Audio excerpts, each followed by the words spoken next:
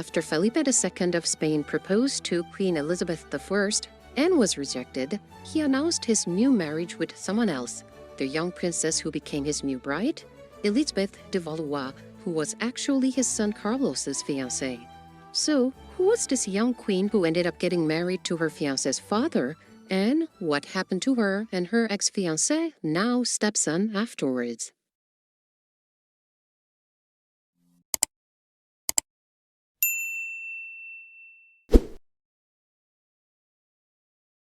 In 1559, Europe was changing.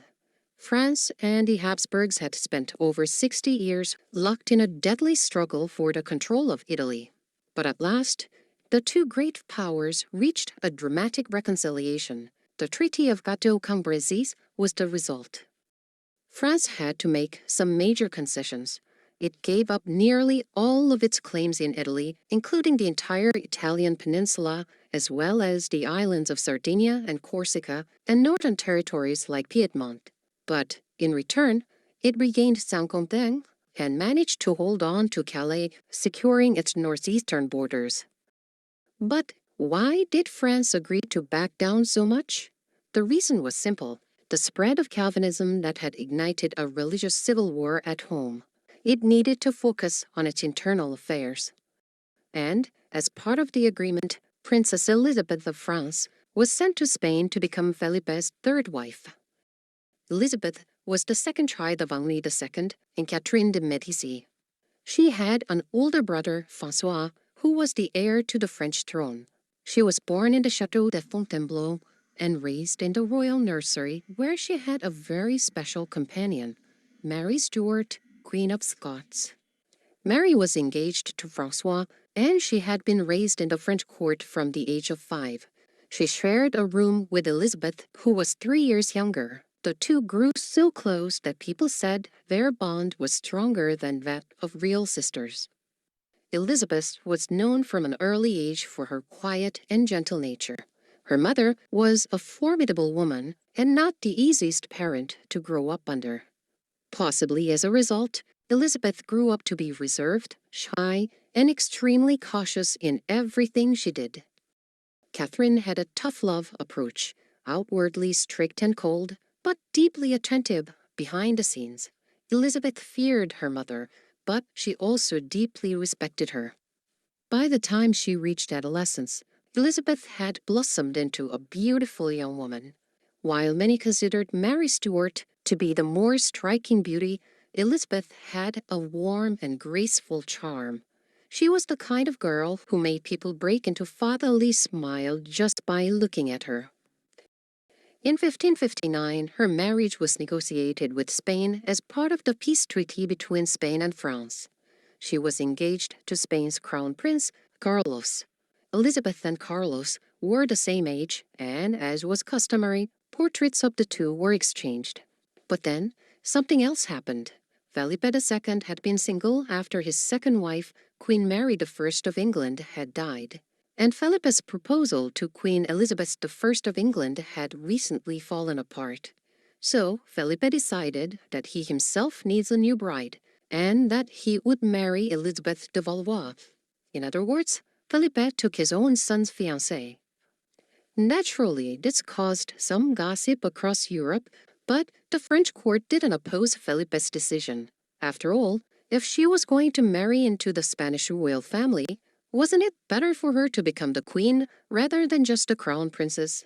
Felipe was only in his early 30s at the time, and there were rumors in France that something was off about Carlos. So in the end, the French were more in favor of marriage to Felipe than to his son. And France held quite the celebration. And by the way, it was during this celebration that her father, Henri II, participated in the jousting tournament where he got himself injured and died as the result. So now turning to Carlos, what rumor was there that turned the French royal family against him? Stories suggest that his strange behavior started as early as age 10. As a child, he reportedly enjoyed capturing animals and burning them alive, delighting in their suffering. One day, the entire royal court was thrown into chaos when it was discovered that the valuable horses in the royal stables had been blinded, apparently by Carlos, in a fit of reckless cruelty. He was also said to have forced a shoemaker to chew and swallow a shoe simply because he was unhappy with the pair he was presented. Beating servants for no reason was a regular habit. One might suspect Carlos was a psychopath in modern terms. But some historians argue that these anecdotes are exaggerated, influenced by propaganda from the Netherlands, which was then fighting for independence from Spain. Even if that were the case, there is little doubt that Carlos had severe psychological issues and displayed violent tendencies. As he entered adolescence, rumors of a different kind emerged, claims that Carlos had perverse sexual tendencies. While the specifics remain unclear, given his violent temperament, people speculated that he might have had sadistic tendencies. These stories spread beyond Spain thanks to foreign ambassadors who eagerly carried the gossip back to their own countries. As a result, European courts became wary of arranging marriages with him. Considering all this, stories that France rather welcomed Felipe's decision to call off the engagement with Carlos make sense. But what did Felipe think about taking his son's fiancée? In 1560, Elizabeth arrived in Guadalajara, Spain, for her wedding. When Felipe met his young bride, he was immediately captivated. He had already found her attractive based on her portrait, but then portraits can be misleading. Artists frequently painted their subject in the most flattering light, the 16th century version of photoshopping, you might say. Felipe himself had once been deceived by a portrait of Mary I of England, only to be greatly disappointed when he met her in person. But this time it was the opposite of disappointment. If anything, Elizabeth was even more beautiful in person than in her portrait. She possessed a grace and elegance that couldn't be fully captured in a painting. Gentle and kind-hearted, she quickly won over those around her. Felipe had many mistresses, but he was so enchanted by his new wife that he dismissed all of them.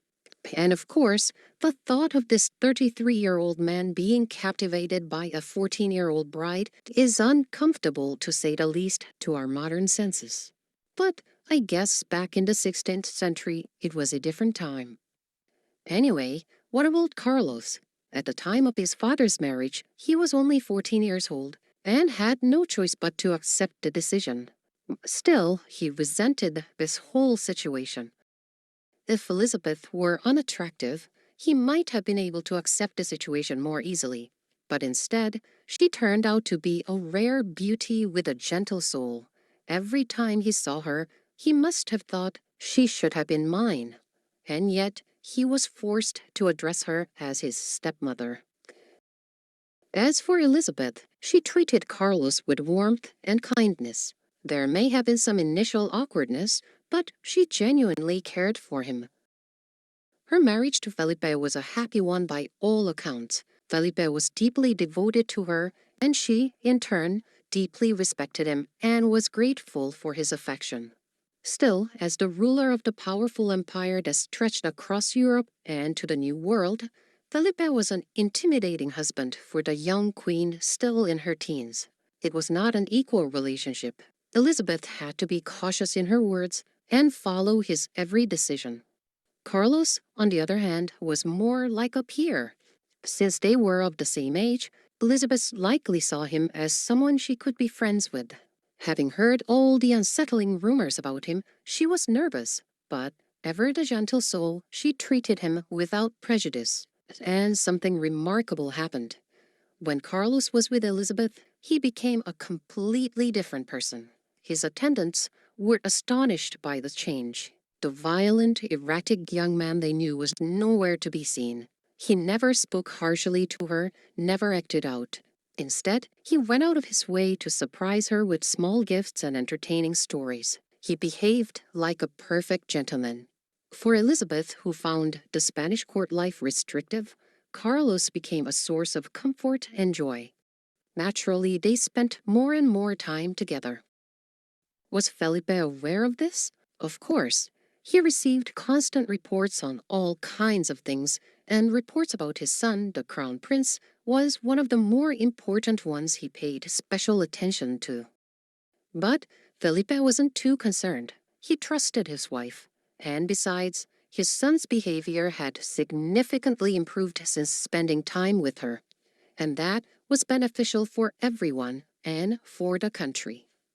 But there was something Felipe overlooked.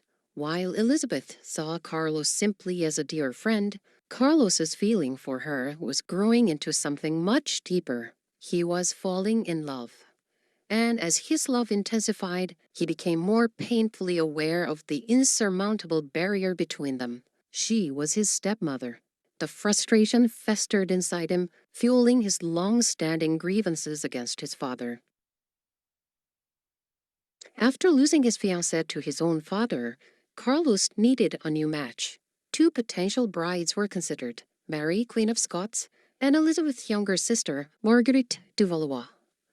However, both Scotland and France had heard troubling rumors about Carlos. Their reluctance was clear, and Marguerite was conveniently too young for marriage at the time. With these options ruled out, a new match was arranged with his cousin, Anna of Austria. But even this engagement would ultimately fall apart. He was impulsive, temperamental, and as he grew older, became increasingly unstable.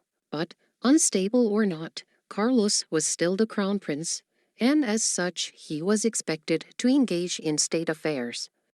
Felipe could have tested his son's leadership by allowing him to govern a small territory, but instead, he assigned him to legislative duties, instructing him to learn governance through the workings of the royal council. Carlos was deeply dissatisfied with this. Being in the council was essentially just advisory work. He had no real power. He felt ignored and mistrusted. Maybe he was just immature and spoiled. If his father doubted him, he could have slowly gained his trust by excelling in smaller tasks.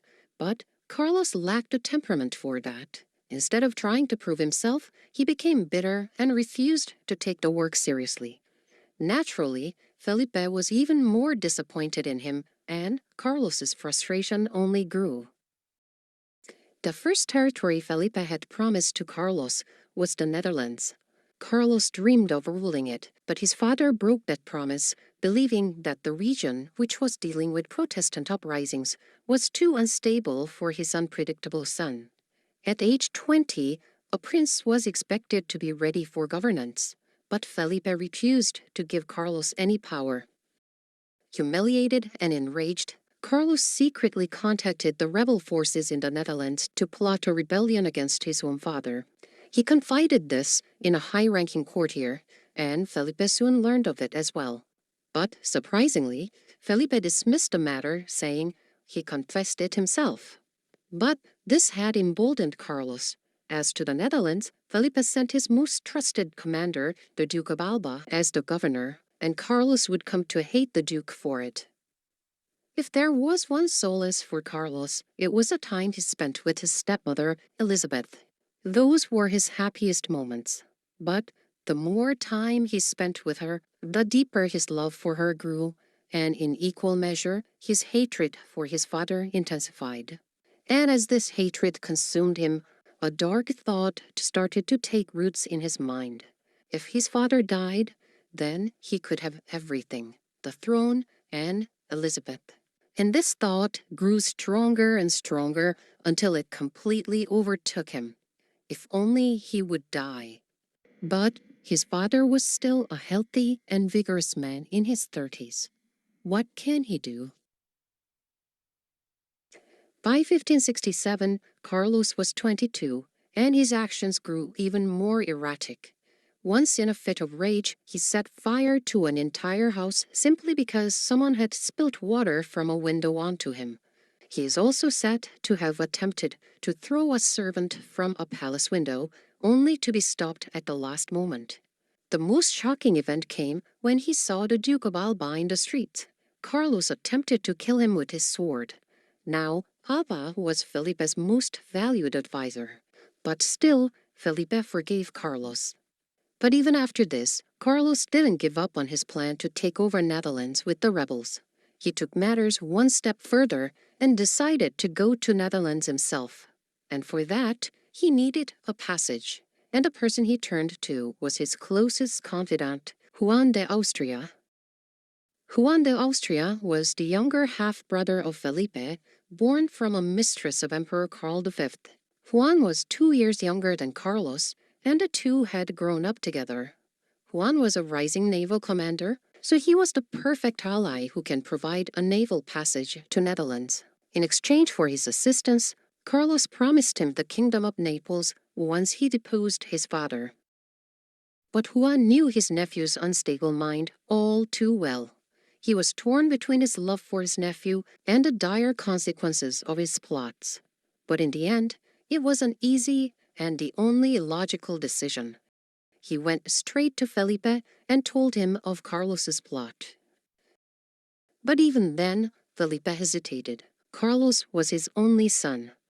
Although Élisabeth had been pregnant 5 times, only 2 daughters had survived. But while Felipe continued to deliberate, Carlos escalated matters even further.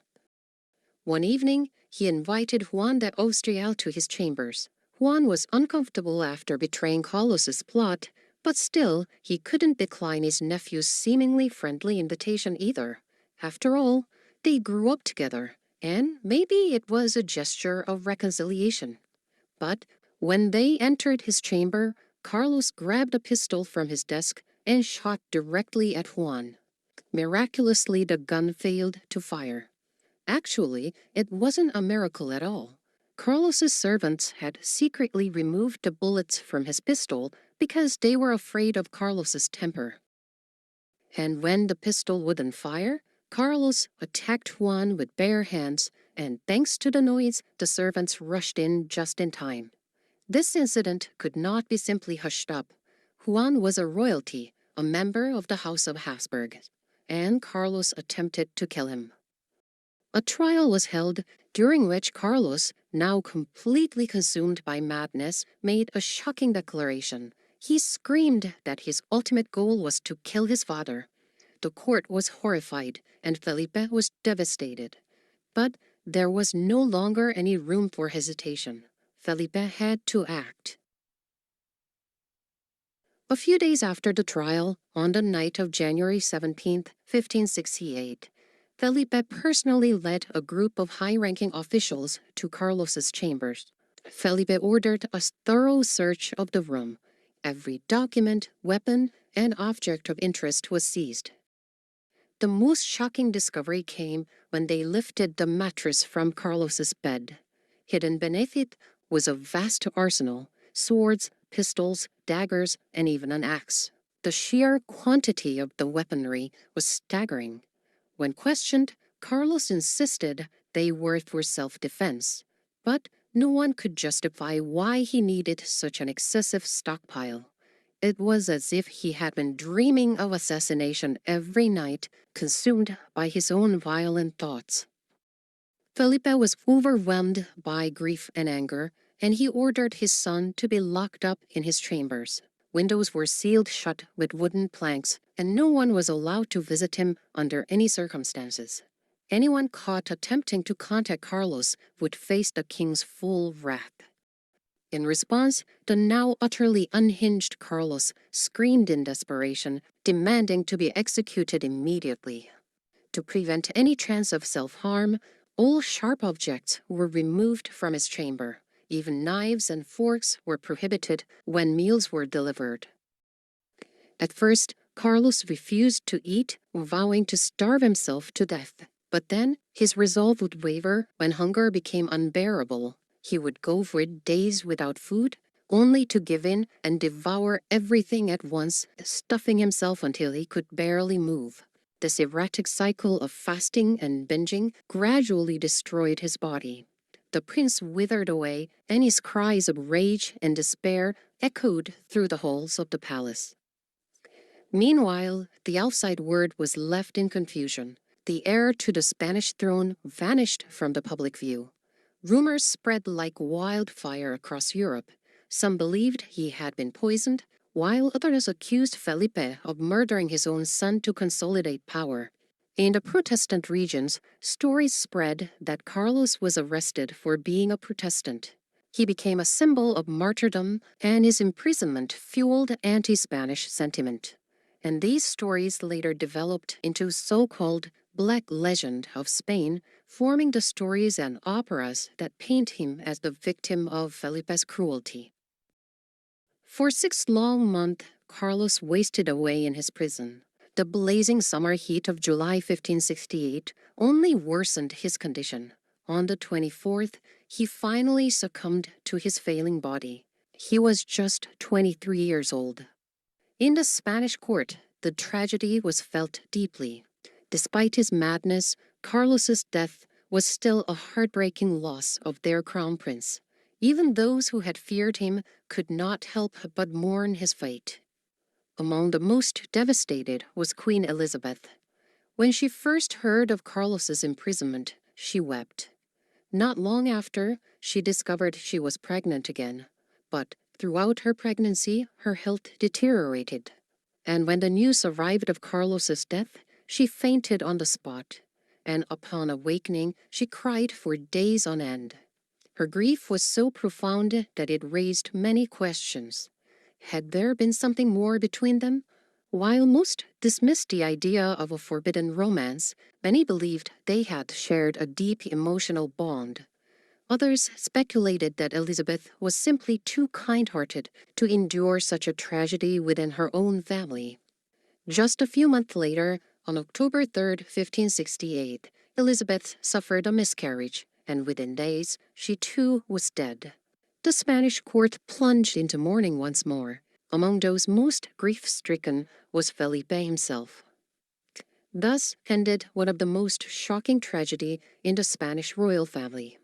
After Elizabeth's death, Felipe would marry Anna of Austria, and yes, that's the same Anna of Austria who was engaged to his late son Carlos, thus taking his son's fiancée as his wife for the second time. And we will continue with the story of this period of European history in our next episode.